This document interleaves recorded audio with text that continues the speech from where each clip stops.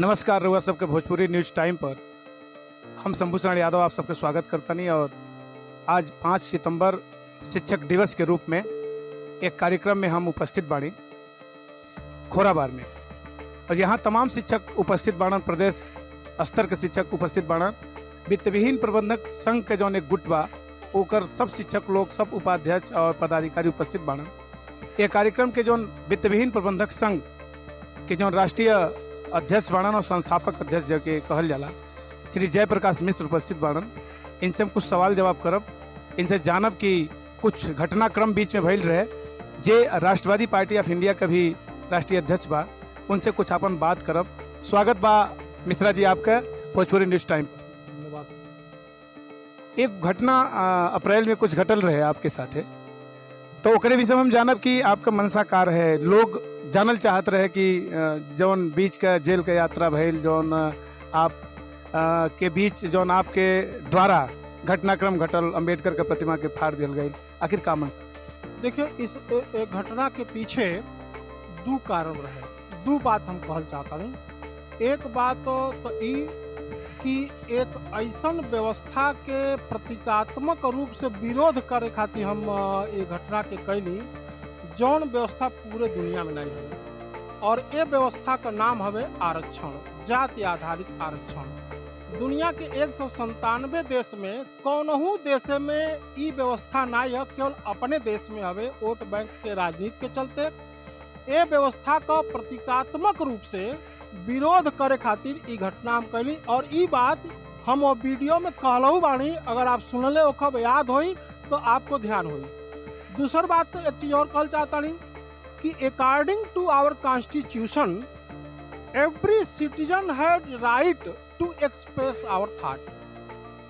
संविधान में जौन अधिकार मिलल बा अभिव्यक्ति के स्वतंत्रता का, ओकरे तहत हम ई काम कैली।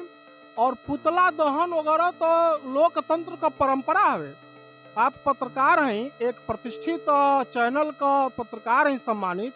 आपके पता हवे कि जब महंगाई बढ़ेला तो वित्त मंत्री का पुतला फूकल जाला, प्रधानमंत्री का फूकल जाला। बीच में रोक के, क्योंकि 30 सेकंड का जवाब आपके देवे के बाद, आखिर आरक्षण के विरोध अंबेडकर का प्रतिमा फूक के काहे भइल, अंबेडकर का प्रतिमा जला के काहे भइल? आरक्षण का विरोध सरकार से वही बतिया हम स्पष्ट कर चाहता नहीं कि यह विरोध और प्रतिमा दहन, पुतला दहन लोकतंत्र का एक हिस्सा है।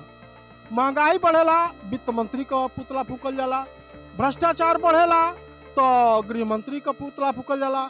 यहाँ तमाम हमारे प्रबंधक भाई बाण, वित्तविहीन प्रबंधक, कई बार हमहन के अपने स्कूल संचालन में जब कठिनाई आवेला तो विभाग का पुतला फूकल जाला, मुख्यमंत्री का पुतला फूकल जाला, प्रधानमंत्री का। वो वर्तमान की परिस्थिति के हिसाब से फूकल जाला। एक मिनट आपके विरोध, वर्तमान की परिस्थिति से पुतला फूकल जाला, जे वर्तमान में सिस्टम की बनावेला चलावेला, वो तो देश के महापुरुष रहला ना, काहे ऐसा? देखिए, ऐसा है कि यह व्यवस्था का प्रतीकात्मक विरोध खातिर हम वो घटना के लिए आपके बाती का हमारे ही जवाब है। तो आपके मन में जेल गईला के बाद पश्चाताप के कुछ बीच में कुछ आपके मन में कि हमसे गलती हो गई, ऐसा कुछ नहीं करे के चाहते? बड़ा सही सवाल आप कैले वाली। जब देश गुलाम रहे तो सरदार भगत सिंह और पटेल जी, चंद्रशेखर आजाद जी अपने देश के आजाद करे खातिर, एक व्यवस्था समाप्त करे खातिर जेल बहुत बार गईला। हमहू अपने देश के आरक्षण से मुक्त करे खातिर जेल गईली, तो अगर उनके गर्व रहे तो हमहू के गर्व है जेल गईले में। हमारे आरक्षण विरोधी, SC ST विरोधी जितना भाई लोग बाड़े, उनके गर्व है हमारे जेल गईले में। आपके कहे कि ई बा कि हमें गर्व का अनुभूति बा, कोनो सिकन और कोनो कष्ट नहीं बा।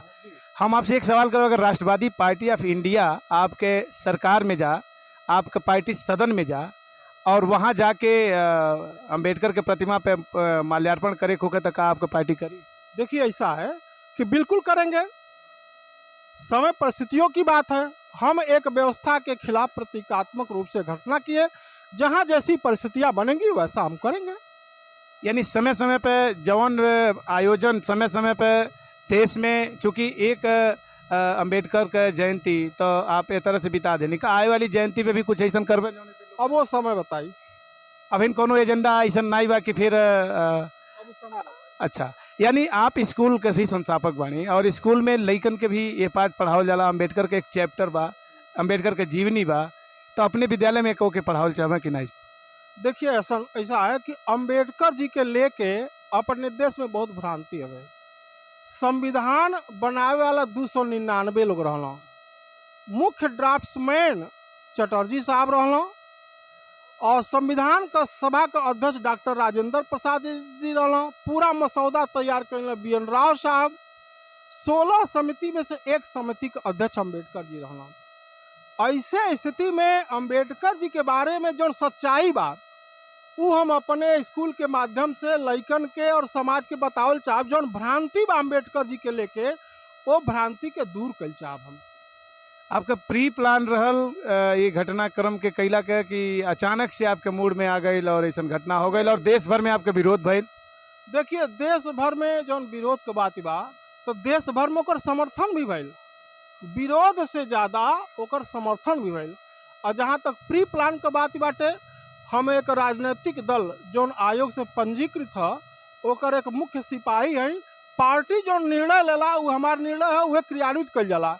कौन एक आदमी का अचानक का निर्णय नहीं। कौनो पार्टी से समर्थन भी मिलल है का आपके कि हम आपके समर्थन देते हैं? हर पार्टी जैसे जैसे कौन कौन पार्टी? भाजपा, सपा, बसपा, कांग्रेस, हर पार्टी का कुछ नेता लोग व्यक्तिगत तौर पर हमके समर्थन कैलों और ट्विटर पर भी हमारे समर्थन में वो लिखलों। ये चीज के आप अपने स्तर से जांच सकीला। धन्यवाद, धन्यवाद मिश्रा जी, आपका बहुत बहुत धन्यवाद हमसे जुड़ने खातिर, भोजपुरी न्यूज़ टाइम से अपन बात शेयर करे खातिर। ये बताओ रहना हमारे बीच साथ रहना आदरणीय मिश्रा जी, जयप्रकाश मिश्रा जी, प्रबंधक संघ का अध्यक्ष और राष्ट्रवादी पार्टी ऑफ इंडिया का भी अध्यक्ष, जे बतौला था कि कोनो शिकन नहीं खे अम्बेडकर के प्रतिमा पुतला जलौला से, तो इनके कोनो कष्ट नहीं खे। हम और कोनो अपडेट के साथ केहू और के बात लेके आपके बीच आए। आपका बहुत बहुत